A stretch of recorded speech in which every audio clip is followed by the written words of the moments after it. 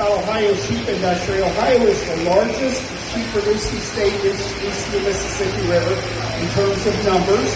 We rank 11th in sheep numbers in the entire country. And more importantly, for us anyway, is we rank 4th in the number of sheep farms and sheep operations in the country.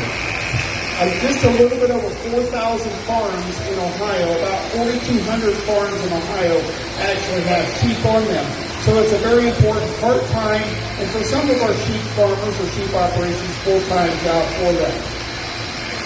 So the sheep is a very important commodity for many of our farmers here in the state of Ohio.